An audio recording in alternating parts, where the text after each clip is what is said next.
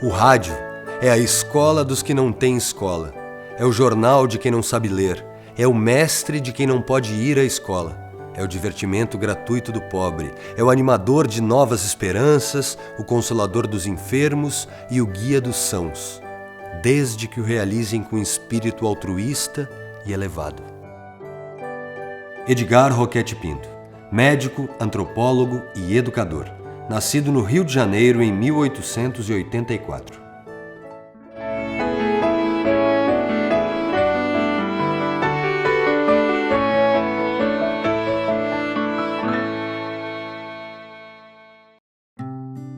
Museu Nacional do Rio de Janeiro, nas selvas da Serra do Norte, nas ondas do rádio ou nas salas de cinema, Roquette Pinto sempre soube doar o melhor de si para a realização de seu desejo, a construção de uma nova identidade nacional, dominar a ciência e universalizar a técnica com altruísmo e perseverança. Esse foi o código de conduta que o levou a receber o título de Pai do Rádio Brasileiro. Eu diria que a importância do professor Edgar Roquette Pinto no cenário educacional brasileiro, ele advém de vários fatores, e um deles é da contribuição desse pensador para a construção de um pensamento social brasileiro voltado para reflexão, né, em torno da construção de um projeto nacional de compreensão do Brasil. E isso tem a ver fundamentalmente com a revisão de uma matriz teórica vinda lá do Império, da geração dos intelectuais do Império, em 1870, que enfatizava a miscigenação como um grande impedimento para a construção de uma nova civilização, de um projeto, digamos, mais amplo de nacionalidade. Na exposição de 22, ele, que foi aqui na Praça 15, ele ficou aturdido com os alto-falantes rofenhos e achou que, porque colocaram o transmissor no alto do Corcovado, se não me engano, ele achou aquela transmissão uma coisa incrível, polvorosa e tal. E aí eles desmontaram o transmissor e disse assim, o Brasil vai ficar sem rádio. Mas ele então foi à Academia de Ciências, né, com Henrique Morizzi, que era o presidente, e o convenceu politicamente a que trouxesse o rádio. Ora, eu vivia angustiado com essa história, porque já tinha convicção profunda do valor informativo e cultural do sistema, desde que ouvira as transmissões do Corcovado alguns meses antes, conforme já narrei mais de uma vez. Nesse momento, ele percebeu que era uma ferramenta para justamente o ensino, para a educação, para a divulgação da educação, para atingir, enfim, a população, né? Inclusive aquela mais pobre. Uma enorme esperança na tecnologia como um meio alavancador de civilização, por meio de incrementos que pode dar à educação presencial, por meio da utilização dessas técnicas, né? Em 1905, Edgar Roquette Pinto conclui o curso de medicina. Sua tese de doutoramento, Etnografia Americana, o exercício da medicina entre os índios da América, apontava o caminho que ele seguiria por toda a vida. No finalzinho do ano de 1905, ele faz um concurso para a cadeira de antropologia do Museu Nacional do Rio de Janeiro. Ele passa nesse concurso. Em 1906 já está estudando os sambaquis do litoral do Rio Grande do Sul. Roquette Pinto se torna perito no Instituto Médico Legal do Rio de Janeiro em 1908. Mas a sua verdadeira paixão continua ligada às atividades no Museu Nacional, organizando o acervo antropológico e a primeira filmoteca da instituição. Ele vai incorporar as pesquisas produzidas no museu, num itinerário que possibilita pensar o museu enquanto um grande instrumento educacional. O Roquette diria assim, os brasileiros vão percorrer o museu e ao sair dele vão ter a sensação e a compreensão histórica, né, de como essa nação ela se forjou. Coincidia também que neste mesmo momento, na sociedade mundial, as descobertas ligadas à tecnologia da comunicação se ampliavam.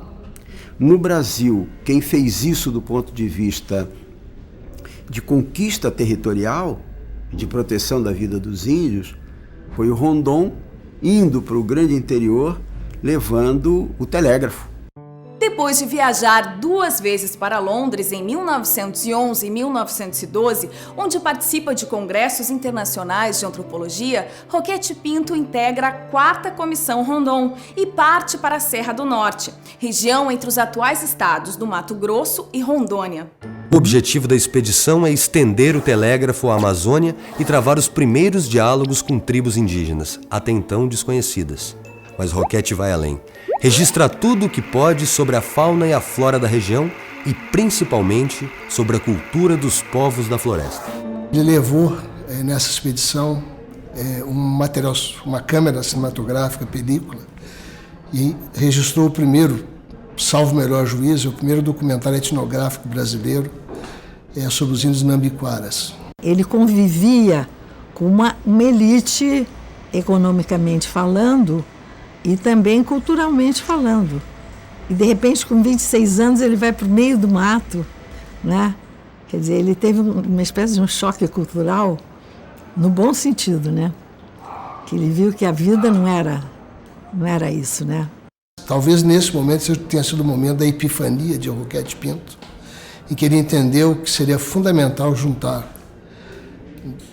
na ciência a tecnologia do audiovisual. Ele voltou tendo noção da distância que esse país tinha, das dificuldades para levar a educação, do analfabetismo que era imenso. Essa era a perspectiva de que o território nacional poderia ser educado por meio das ondas do rádio, que é uma onda limpa, que é uma onda de fácil acesso e é uma onda de politicamente importante, porque ela tem a capacidade de formar a identidade nacional. Da viagem resultou um livro magistral, que é Rondônia, um livro que é um livro etnográfico, é um livro geográfico, é um livro sociológico, é um livro que Gilberto Freire, por exemplo, dizia que era equiparável aos Sertões de Euclides da Cunha. Publicado em 1917, o livro Rondônia narra a saga vivida por Edgar Roquette Pinto ao lado de Cândido Rondon e inaugura a antropologia social brasileira. Quando ele escreve Rondônia, ele diz assim: eu não estou escrevendo esse livro no conforto da minha escrivania. Eu estou escrevendo esse livro, né, pisando aqui no lamaçal, né, atravessando os rios, sofrendo todas as intempéries da mata amazônica. Estou escrevendo no calor dessa vivência. Na realidade, o fato dele ter conhecido Rondon foi importantíssimo para a vida dele. Porque o Rondon também era um idealista, né? Idealista que especializado em telégrafo, era um engenheiro do exército, né? Mas que tinha também, até sem saber, também inconscientemente, essa linha humanista, né? Tanto que ele queria preservar os índios, ele tinha uma frase: morrer se for preciso, matar nunca. Quer dizer, com esse princípio que eles foram fazer essa expedição científica que deu o livro Rondônia. Essa obra, eu diria que é o grande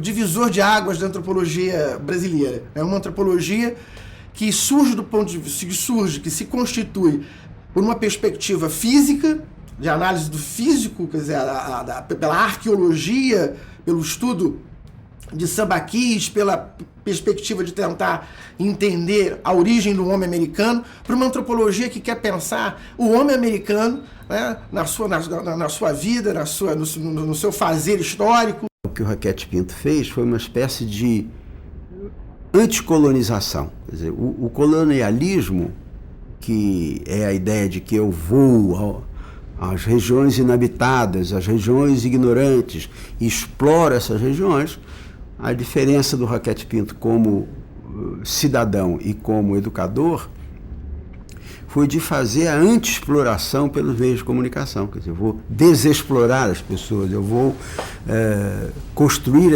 a identidade nacional pela desexploração, ou seja, pela construção de um novo cidadão. Ele não achava que você devia fazer os que os jesuítas fizeram, botar o índio vestido feito a gente, rezando, não sei o quê. Não, ele achava que o índio tinha que ter a vida de índio, valorizando a cultura dele. A história não para, né? Nós vivemos um processo, né? Uma espiral. Então o índio também ia, da pedra lascada, ele ia encontrar o caminho dele. Ele preconizava isso, como Rondon também. Roquete Pinto integra o Instituto Histórico e Geográfico Brasileiro em 1913 e, nos anos seguintes, leciona na Faculdade de Medicina do Rio de Janeiro, na Escola Normal e na Universidade do Paraguai, em Assunção. A Primeira Guerra Mundial eclode em 1914. O Brasil vive acelerado processo de industrialização e efervescência cultural com a realização da Semana de Arte Moderna de 1922. No dia 7 de setembro desse mesmo ano, Roquete Pinto lança o Dicionário Histórico, Geográfico e Etnológico Brasileiro. Na mesma data, ocorre a primeira transmissão radiofônica do Brasil. A inspiração, né, de fazer a rádio surgiu da exposição em 1922, dia 7 de setembro, na exposição comemorativa ao centenário da independência do Brasil.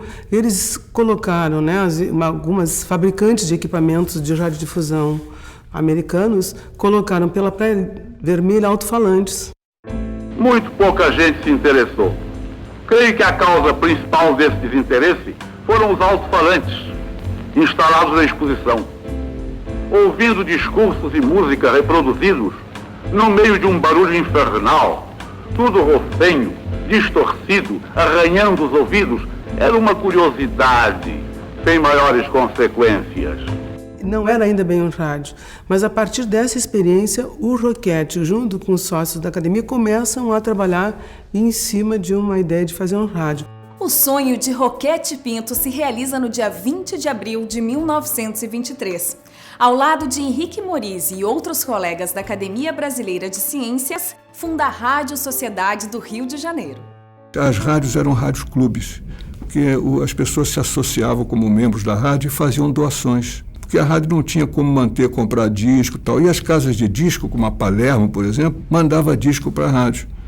Então a rádio vivia de doações e vivia desses associados. Ela tinha programas educativos, ela começou com o Jornal de Manhã, Jornal ao Meio-Dia, Jornal à Noite, tinha os quartos de hora infantil, tinham programas que era na página, que eles tinham um dia que era dedicado à página esportiva, outro dia à página feminina, e a música, tinha os Catulo das Paixão Cearense, que tocava nessa rádio, a música sempre ao vivo. Aos 42 anos de idade, Edgar Roquete Pinto assume em 1926 a direção do Museu Nacional do Rio de Janeiro e abre suas portas à visitação pública. Em 1928, é eleito membro da Academia Brasileira de Letras. Viaja à Itália e Alemanha em 1929 para estudar a radiodifusão educativa. Nos primeiros anos da década de 1930, a veiculação de propaganda comercial muda o perfil das muitas rádios que começam a surgir. Para Roquete Pinto, fica cada vez mais evidente que a missão de educar pelas ondas do rádio precisa ser entregue ao poder público. Esse pensamento muda o destino da Rádio Sociedade do Rio de Janeiro, que se torna mais tarde a Rádio MEC. Em 36 ele é obrigado, digamos assim, em função da concorrência, que era absurda da concorrência privada, ele é obrigado a fazer uma passagem, né? Ele doa a rádio ao Ministério da Educação e Saúde Pública, ministério comandado por Capanema, mas com uma observação, que ele não abre mão. Então, olha, estou doando a rádio, mas a rádio tem que ser essencialmente educativa. E no momento de doar, ele disse: doa esta rádio como quem estivesse doando uma filha. E ele não perdeu também o vínculo, ele continuou diretor da rádio ainda por mais um período. Logo depois, ele cria o Instituto Nacional do Cinema Educativo e se mantém dirigindo as duas instituições, também sempre com foco na educação. Sempre o projeto dele era trabalhar pela educação, pela formação de cidadania e cultura, né? No Instituto Nacional do Cinema Educativo, o INSE, Roquete Pinto produz em torno de 300 documentários em curta-metragem. Os filmes abordam assuntos relacionados à saúde, à história do Brasil e a temas específicos das ciências naturais. Ele fez no esforço de complementar aulas de ciência, por exemplo, com material cinematográfico, com exemplos, aquilo que era possível, né? Uma aula de geografia, por exemplo, sobre rios, são coisas desse tipo. Curioso que da necessidade de um acervo, porque não bastava ter a tecnologia, não bastava ter a tecnologia de exibição, tinha que ter conteúdo. Nesse processo ele descobre um personagem que hoje é um dos fundadores do cinema brasileiro, que é Humberto Mauro. E o Roquete Pinto percebeu o talento e contratou Humberto Mauro para fazer documentários que pudessem ser exibidos, acervos educativos, filmes educativos sobre ciência, enfim, língua, português, enfim, aquilo que era possível fazer naquele tempo. Em 1934, Roquete Pinto organiza a Rádio Escola Municipal do Rio de Janeiro, a convite do então diretor-geral de Instrução Pública, o educador Anísio Teixeira. A partir de 1946, a emissora passaria a se chamar Rádio Roquete Pinto. Em 1937, ano em que tem início o Estado Novo, regime instalado por Getúlio Vargas, Roquete Pinto faz discurso na cerimônia de lançamento da pedra fundamental do novo edifício do Ministério da Educação e Saúde, o Palácio Capanema. Em 1939, eclode a Segunda Guerra Mundial e Roquete é nomeado vice-presidente do Conselho Nacional de Proteção ao Índio. Em 1941, assume o cargo de naturalista do quadro permanente do Ministério da Educação e Saúde. Roquete Pinto recebe da Rádio Nacional, em 1944, o título de Pai do Rádio Brasileiro. Em 52, ele luta para conseguir um canal de televisão educativo. O Getúlio Vargas concede esse canal. Ele monta uma equipe para fazer essa primeira televisão educativa no Brasil.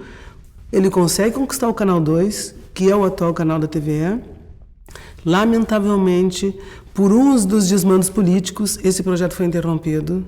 E ele morreu sem ter visto essa televisão. E ele ainda viu a falência desse projeto, porque ele ainda comunicou ao Fernando Tudd de Souza, que estava junto com ele no projeto, que não ia ser continuado, porque tinha mudado o prefeito do Distrito Federal e o que assumiu era um militar, ele não quis dar continuidade. E se ele tivesse conseguido naquela época, em 52, como foi o sonho dele, teria nascido junto com as TVs americanas, educativas e com a BBC. Ele morreu 2 anos depois dele ter conseguido essa concessão e ele morreu frustrado por não ter conseguido fazer a televisão.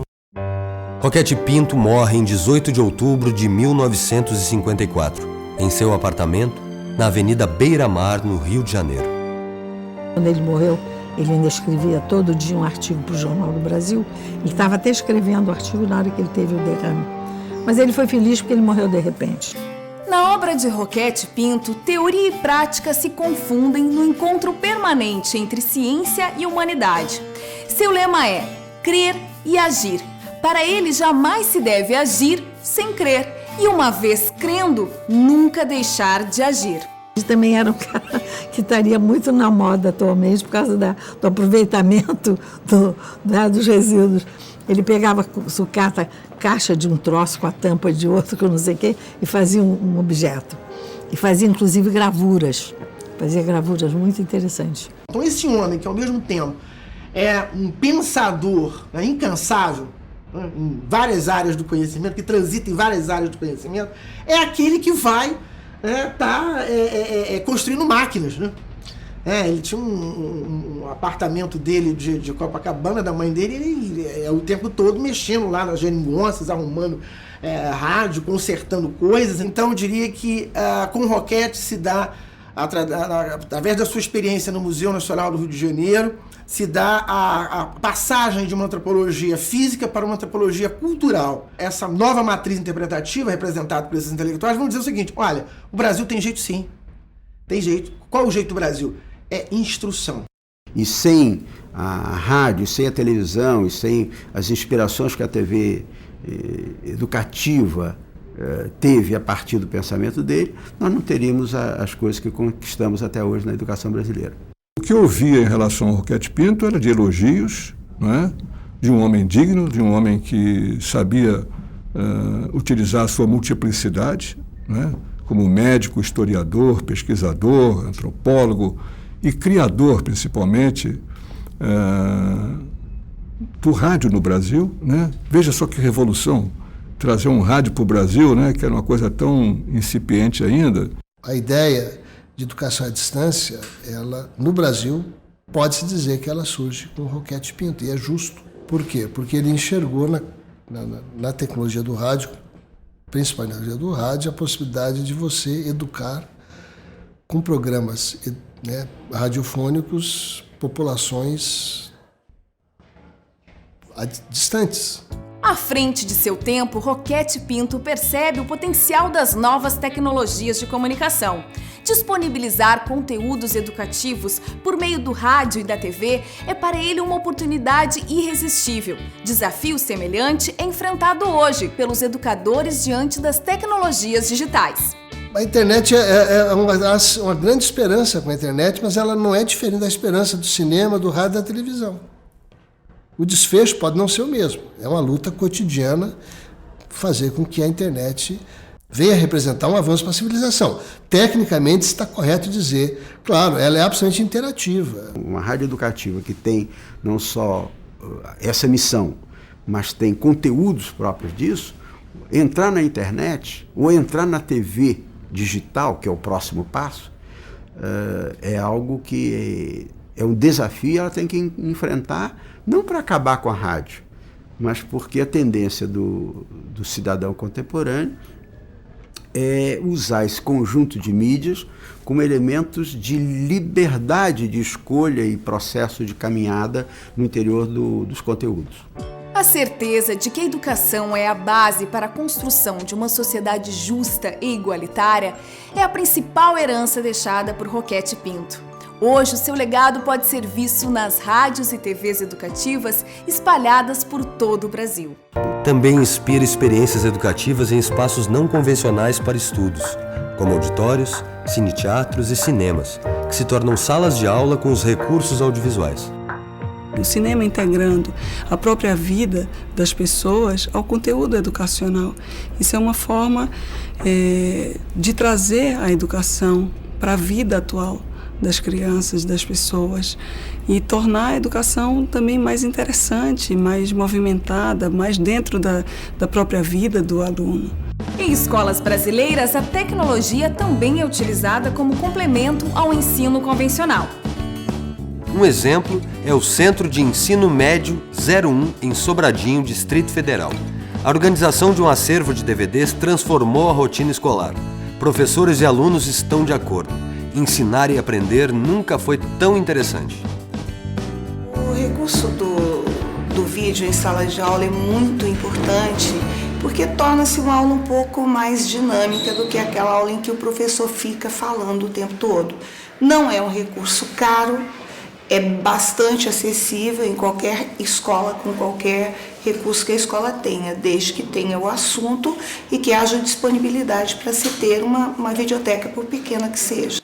Nós temos aqui por hábito usar os recursos audiovisuais, né, para enriquecimento das nossas aulas, para que os alunos não fiquem só na teoria, mas que consigam visualizar o que vem acontecendo aí. Nesse caso especificamente, nós estamos trabalhando com um assunto muito interessante que é meio ambiente, né? Então nós estamos fazendo um trabalho interdisciplinar, outros professores também estão abordando o mesmo assunto. Então, além da gente trabalhar esse conceito em sala de aula, a gente traz os vídeos para reforçar esses conceitos que são trabalhados em sala de aula. Inclusive, nós temos um projeto na escola chamado Parabólica, em que os alunos produzem um programa de televisão.